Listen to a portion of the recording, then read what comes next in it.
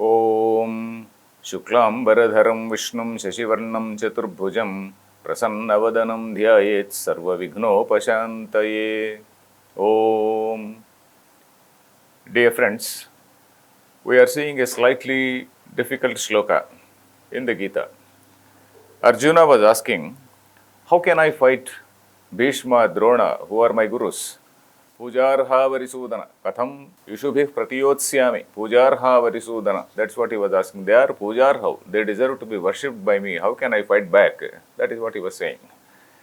So he had a basic doubt about whether he has to do his action, whatever assigned duty was there, whatever karma he was supposed to do, whether to do or not. So that was the dilemma. So in such a situation, basically what is it? If we diagnose it, it is basically an ethical dilemma, whether a person has to do his action or not. And when there is an ethical dilemma, then where do we seek instruction?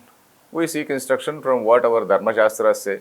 And our Dharma Shastras usually they again refer to what is called God. Okay, God said like this, God has given this code of conduct, we have to follow this code of conduct, etc., etc.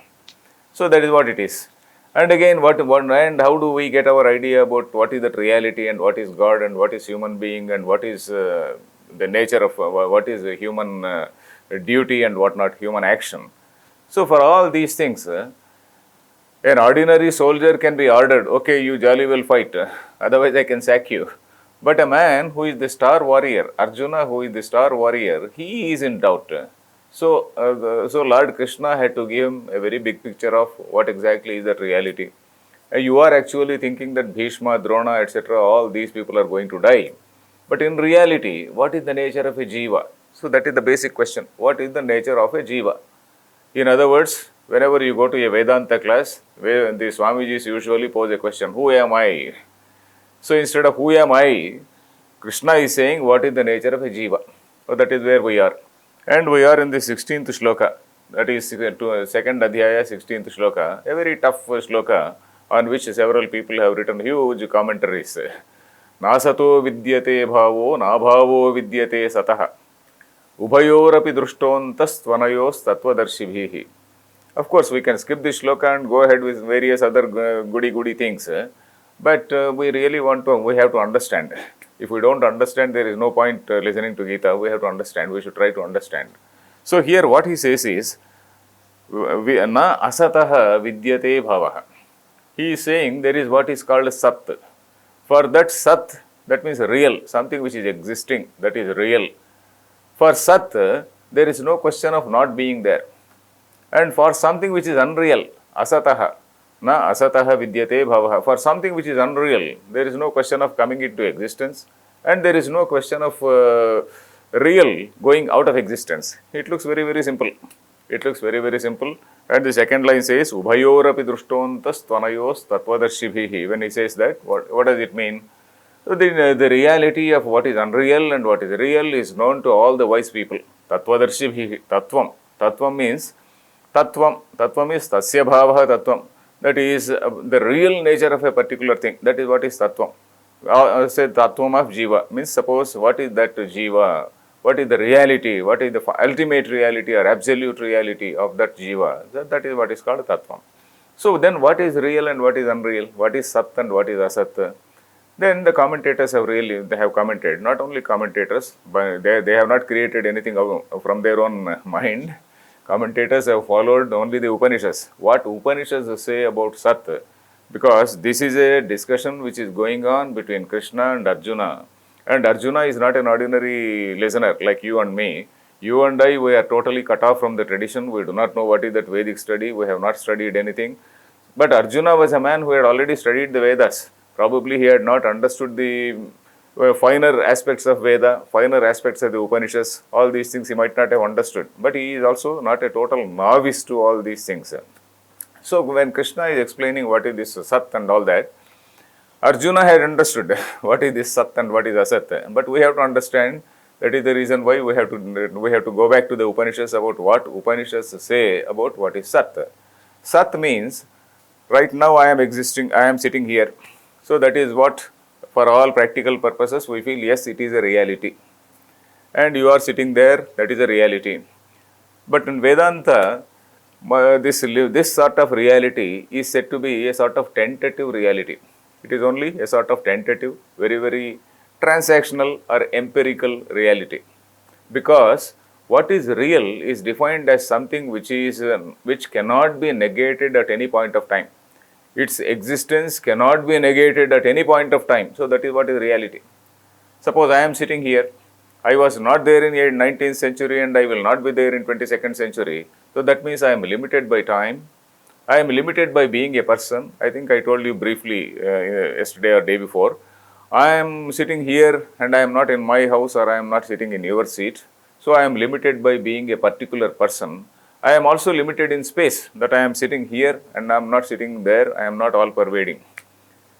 So then everything in the earth, not only in the earth, everything in the universe, the entire universe itself, according to our calculations, the time which is given in the Vedas, according to Vedic calculation of time, billions and billions of years ago, incidentally we can note that all the Western religions, they were thinking that the universe was created only a few thousand years ago, whereas our Vedas and Upanishads and also the Puranas, they have given a very big calculation about how time has to be calculated, and they have come to the conclusion that the universe came into existence several billion years ago.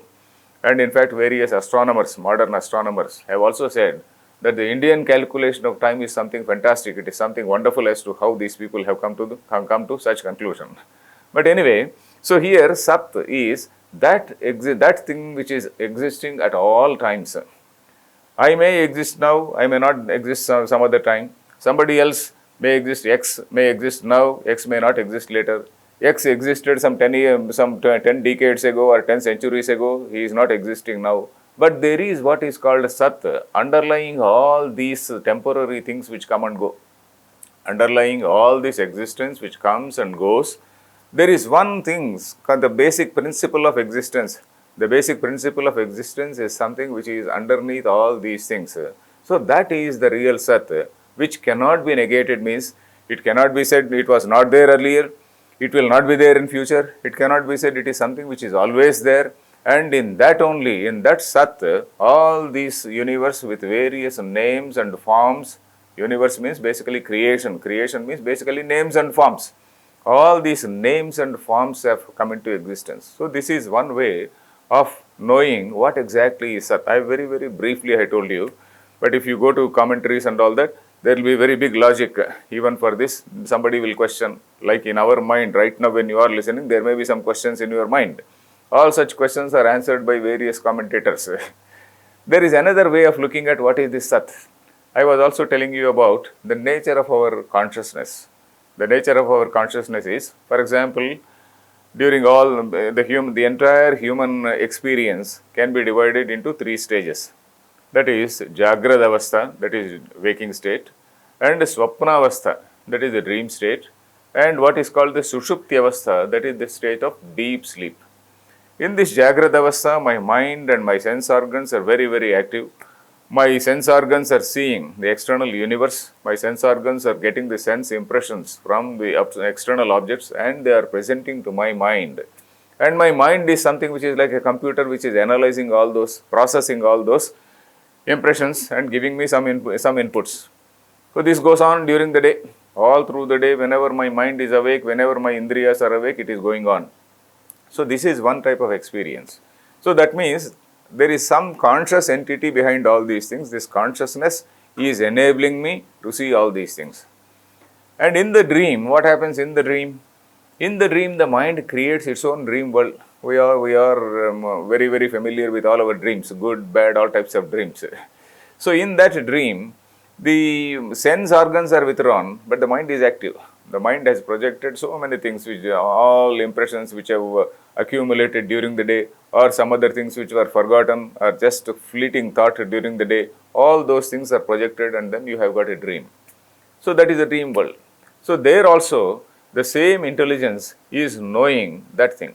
During daytime also, if I am looking at a thing, the same consciousness is is aware of an object in front of me. If I am smelling something or if I am feeling something which my sense of touch, the same intelligence is behind this thing also. the same consciousness or the same intelligence. In intelligence or consciousness, there is no difference.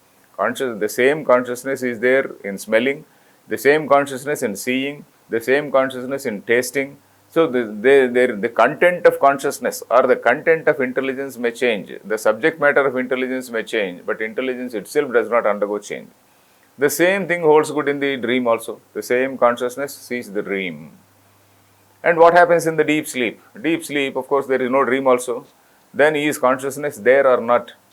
Again, by huge logic, they have established that yes, consciousness is there. Because, very simply, if I want to explain, after waking up, what is the impression we have? Oh, I was not aware of anything. I was just not aware of anything. What all happened? I was not aware of anything. But I was very happy. I felt very happy. I slept happily. So there are two experiences there. That is, experience of not knowing anything, that also is an experience. If I am seeing something, that is also an experience. If I don't see anything also, there is an experience. Because that experience has created a sort of recollection in my mind. I am recollecting that I did not see anything. I was totally blank. That means I was aware of ajnana. I was aware of abhava. Abhava means absence. I was aware of that absence. I was aware of that ajnana. So that is again an experience. So this recollection is giving me an experience of what happened, and that experience of happiness also is there. So when recollection is there, recollection is something which is depending on an experience. Experience is something which is depending on consciousness. Experience cannot happen without consciousness. So by this logic, they have established that consciousness is something which is there at all times. And this goes on not for one day, it goes on for years and years and years through the entire lifetime. And it goes on for various, let us say, various srushtis, srushti kalam. We also say that this particular srushti kalam, so and so kalpa, yuga, kalpa. So it goes on for this yuga, that yuga, it goes on and on and on. And you cannot say that consciousness was something which was born. Consciousness is something which is originless and endless. If somebody were to say, okay, at this particular point of time, so many billions of years ago, this universe came into existence. Suppose I say this universe has come into existence some billion years ago, a few billion years ago. Then what is that conscious agency or conscious agent which noticed or which was a witness to this origination? There must have been some conscious entity to witness this origination, isn't it? And what is that witness? And if that consciousness also originated at some point of time, then what is the other conscious entity which witnessed that origination? So it goes on and on and on back. Suppose you have to presume, so to witness one, you need another conscious entity. To witness the birth of that conscious entity, you need another conscious entity. It goes on and on and on. It is called infinite regress. There is no end to that. Anavastha, in Sanskrit we say it, anavastha. There is no finality for that. So then, that is the reason why it is decided, it is accepted by everyone, by Vedanta, that consciousness is something which has no origin. Similarly, there is no end also. Because if you say that consciousness has ended or died, what is that conscious entity which is noting or noticing or witnessing that particular end of that consciousness? So there is a need for another conscious entity to know the end. So there is no question of consciousness having an origin or an end. So that means consciousness is something which is existing beyond time. There is no question of time in that. So this consciousness, when you say that it is existing, that is the same thing as Sat. So what we call Sat or existence is the same thing as consciousness. So what we call Sat, existing, is not a huge mass of senseless or insentient or unintelligent matter. It is not an unintelligent matter. It is the same as what we call consciousness. So there are two ways in which our people, the Upanishads, they talk about what is existence and what is consciousness. In fact, this discussion on consciousness we see in an Upanishad called Taittiriya Upanishad. Taittiriya Upanishad, Satyam Jnanam Anantam Brahma. About Sat there is a discussion.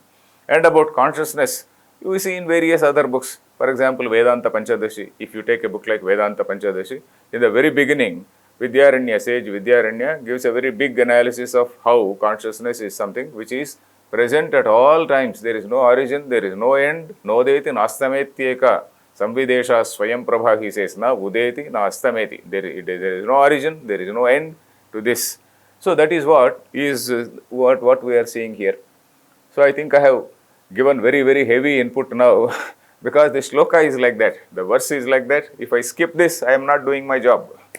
I am not doing my duty in explaining this shloka to you. I have given a very, very rough picture.